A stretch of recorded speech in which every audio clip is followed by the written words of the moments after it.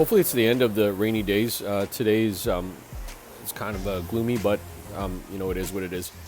So I was actually thinking about what I wanted to talk about with this video, but now I really remember it's that the advantages of living in Taiwan as opposed to Canada. Why it's better to live in Taiwan than it is in Canada, right? I think that I'm going to start off with the cons first because there's some obvious cons living in Taiwan. Obviously, the first is real estate. You can't buy real estate if you're a foreigner. I mean, you can give it to your wife, or if your kids are Taiwanese, then also you could give it to them. But then you're kind of taking a chance because you're basically handing over part of your salary every single month, and you better trust her, right? Or him, depending on your gender or situation. The other thing that's kind of hard about Taiwan, obviously, is the language. I'm probably going to go study some more Mandarin Chinese later too. But yeah, the language is like super hard.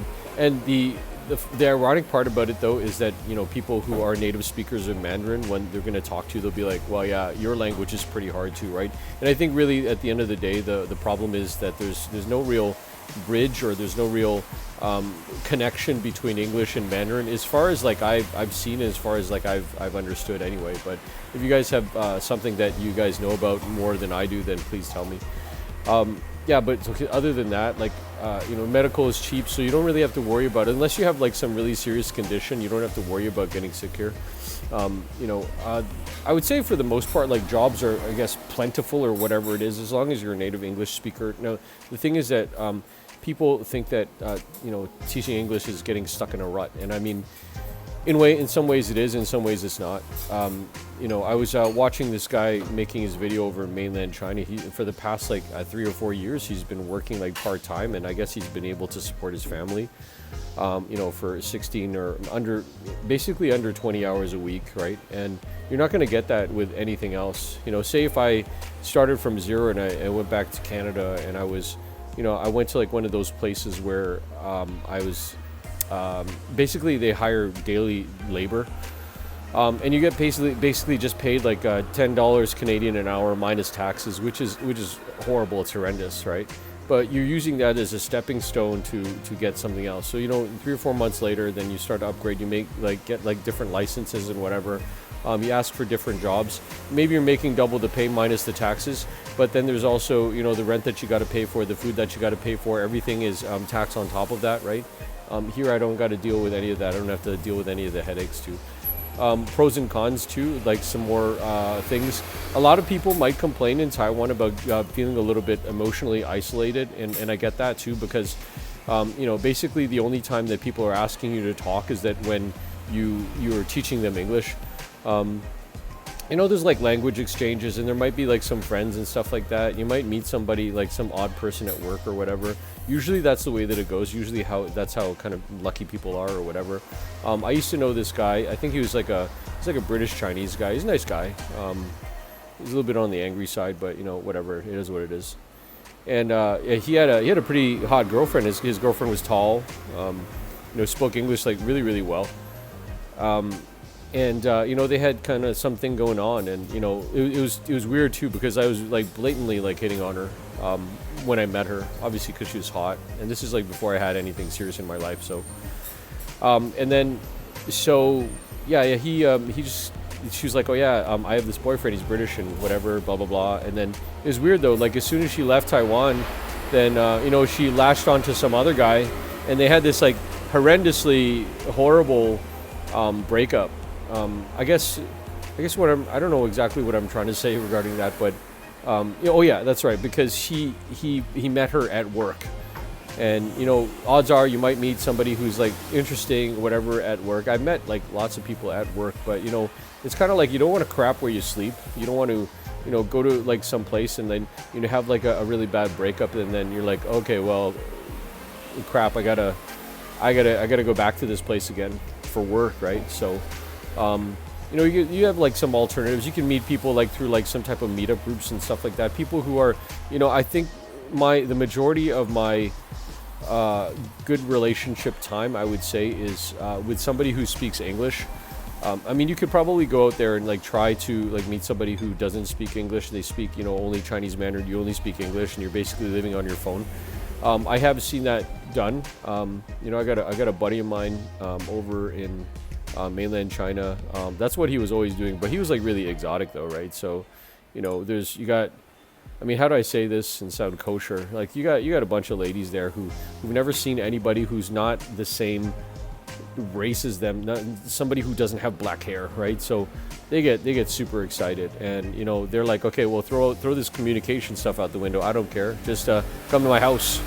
So, and I mean I don't really care about that stuff. That's his prerogative. That's your prerogative if you want to live life like that. There's so many people who do that for like 5, 10, 15, 20 years, and you know where does the time go? You know, I mean. Let's just like be really honest, like from like a straight man's perspective. In my case, you know, you go and you find like women and it's just hotter and hotter and hotter, and it's like how far are you gonna go? And eventually I'm gonna be like 50 years old trying to chase after like 25-year-olds. Like that's just gross in my opinion. I mean, it's up to you. You know, women, they chase more status. They want somebody who's better than them, you know, somebody who makes more money, right?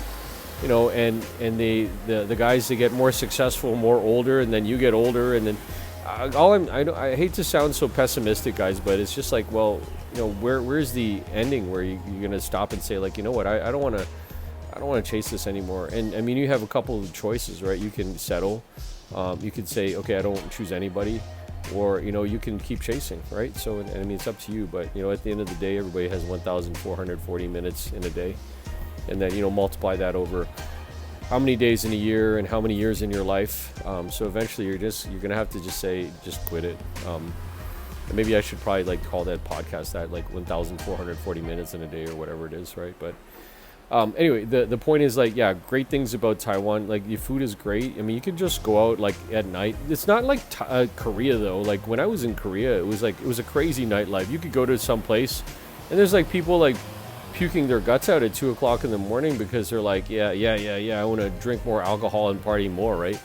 It's like this kind of like stereotype about Koreans, Japanese, and you know, people who speak Chinese Mandarin. Japanese people like to pretend that they don't eat. Koreans, they like to pretend that they don't sleep, and anybody who speaks Chinese Mandarin, they like to pretend that they don't make babies, or like they have no kind of like you know, love making life or whatever you want to call it. And I guess I get that it's kind of like this conservative Asian thing. Like even like I'm doing some research about like Indonesians and stuff, and Indonesians are like super indirect when it comes to like saying stuff like I love you, or you know, like I don't know, first kiss, or like whatever it is, right? It is what it is. Like you know, I'm from North America, dude, so you know, me and my buddies were having girlfriends when we were like 16 years old, so like we're just kind of going past that, right? But you know, I don't want to say emotional intelligence, but there's kind of like this emotional maturity thing. It's kind of like off topic from like what I've been talking about, but it's kind of it's weird how it's kind of like a little bit of a trade-off, right?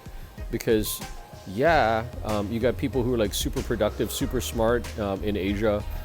You know, they're smarter than you. They know science way better than you do. They know computer program better than when you do. Their AI is better. And then, you know, they're 27 years old and their emotional maturity is that of like a 12-year-old kid, because they never like had a relationship with anybody. They never had to deal with, you know, what if he doesn't call me back at, 12 o'clock at night? You know, is he with somebody, right?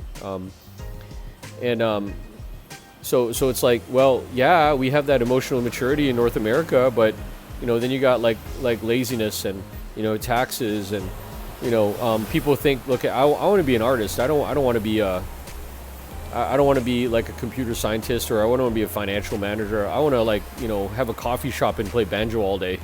So anyway, it's weird. If you want to come to Taiwan, you know, you could probably settle up here and like have a good life, and then the next like 3 to 6 months, it's not really that of a big deal. I know a guy who teaches scuba diving, and he has a couple kids in Taiwan, and you know, between you and me, he's kind of fat, but you know, women like him. So, all right, guys, I hope that this advice was useful for you. I'll see you guys later. It's Mike in Taiwan. Bye for now.